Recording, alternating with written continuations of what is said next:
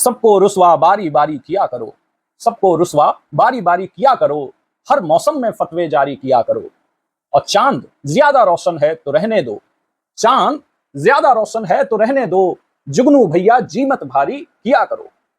दोस्तों, पिछले कुछ दिनों से कुछ कोचिंग इंस्टीट्यूट्स और कुछ लोगों द्वारा ऐसा मैसेज आ रहा था कि उत्तर प्रदेश लोक सेवा आयोग पर हम लोग पुनः एक मिल करके एक ऐसा दबाव बनाया जाए जिससे कि शीघ्र कैलेंडर को वह जारी करे, ताकि हमें यह पता चल सके कि आगामी परीक्षाएं कब तक होनी संभावित हैं। जी, ये मांग जायज है, क्योंकि ऐसा अन्य आयोगों ने भी किया है। यूपीएससी ने हाल ही में अपना कैलेंडर जारी किया है, यूकेपीसीएस ने किया है, अन्य भी कुछ आयोगों द्वारा किया गया है। इस पर अपने स्टैंड को बयां करती हुई भी दरअसल मेरी ऊपर की दो पंक्तियां थी कि चांद ज्यादा रोशन है तो रहने दो, जुगनू भैया जी मत भारी किया करो। यूपीएससी ने कैलेंडर जारी किया। यूपीएससी के यहां दरअसल कोई ऐसी परीक्षा नहीं हुई है जिसमें हाल ही में कोई पेपर लीक हुआ हो। पेपर लीक होना एक गंभीर मुद्दा है।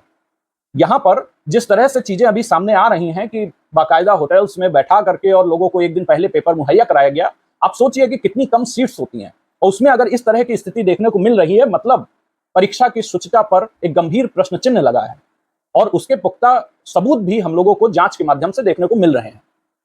मेरा यह मानना है कि जब भी इस प्रकार की कोई शल्य क्रिया या सर्जरी होती है तो उसमें थोड़ा समय लग जाना ही बेहतर होता है। उसमें हम लोगों को बहुत ज्यादा जल्दबाजी करने से बचना चाहिए। अगर आयोग यह चाहता है कि इस व्यवस्था को सुनिश्चित कर लिया जाए कि पुनः जब पेपर हो तो पेपर लीक ना हो, तो मेरा यह मानना है कि हम लोगों को उतना समय देना चाहिए। शासन द्वारा 6 महीने का समय दिया गया है पुनर्परीक्षा आयोजित कराने के लिए, लेकिन अगर उससे 1-2 महीने ज्यादा भी लग जाते हैं तो हम लोगों को थोड़ा सब्र रखना चाहिए, क्योंकि ये एक बेहद ही गंभीर मुद्दा है। मान लीजिए कि परीक्षा जो है पुनर्परीक्षा आयोजित होती है, उसमें पुनः इसी प्रकार का कोई पेपर लीक हो जाता है, तो फिर क्या स्थिति होगी। और वो तो छोड़िए, गनीमत तो यह रही कि इस बार पेपर लीक हुआ और लोगों को पता भी चल गया कि पेपर लीक हुआ है। अगर मान लीजिए कि नेक्स्ट टाइम ये पता ही ना चला कि पेपर लीक हुआ है और इसी तरह से उस समय भी व्यवस्था रही, तो आप सोचिए कि कितनी गंभीर स्थिति होगी। जहां पर 300-400 महज सीट्स होती हैं, वहां पर क्या स्थिति होने वाली है, कितने लोग जेन्युइन लोग उसमें सेलेक्ट होंगे।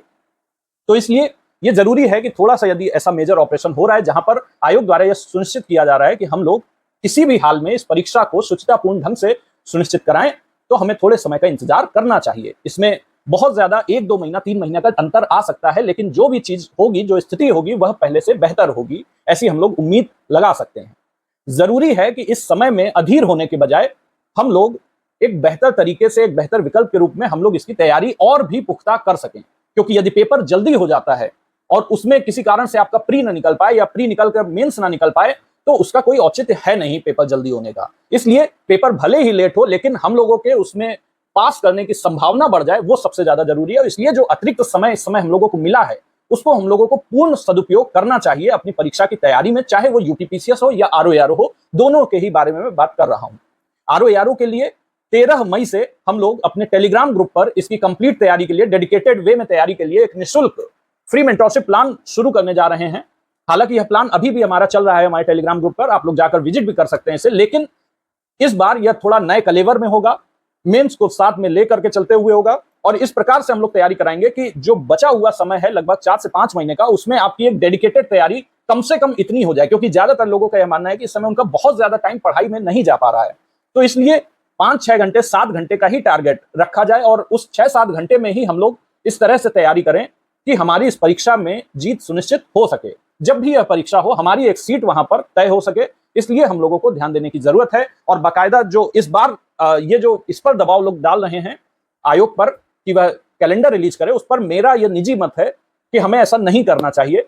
आपका मत मुझसे अलग हो सकता है, आप मुझसे पूर्णतः असहमत हो सकते हैं, मैं पूर्णतः गलत भी हो सकता हूं, पर मुझे अपना एक मत को क्लियर करना जरूरी था, ताकि आप लोग यह ना समझें कि मैं किसी भी प्रकार से इन प्रश्नों से पलायन करने की कोशिश कर रहा हूं। मैं इस बात का समर्थक हूं कि जो भी स्थिति हो वो पहले से बेहतर हो, पेपर लीक जैसी स्थितियां दोबारा ना देखने को मिले, और जो भी सिलेक्शंस हो वो फेयर हो। इस उम्मीद के साथ कि हम लोग बजाय इस पर ध्यान देने की कि परीक्षा कब होगी, कैलेंडर कब आएगा, आप लोग ज्यादा से ज्यादा अपना ध्यान इस पर दीजिए कि आप परीक्षा की तैयारी कितनी कर पाए हैं, मेंस की तैयारी कितनी कर पाए हैं, प्री की तैयारी कितनी कर पाए हैं। और यदि आप हमारे प्रोग्राम से, जो कि फ्री मेंटरशिप प्लान है, उससे जुड़ना चाहते हैं, तो आप हमारे टेलीग्राम ग्रुप को ज्वाइन कर सकते हैं। इस वीडियो के डिस्क्रिप्शन में और साथ ही साथ मैसेज बॉक्स में, कमेंट बॉक्स में, आप पहले ऐसा मैसेज वहां पर पड़ा होगा, पहला कमेंट पड़ा होगा जिसमें टेलीग्राम ग्रुप का लिंक दिया होगा।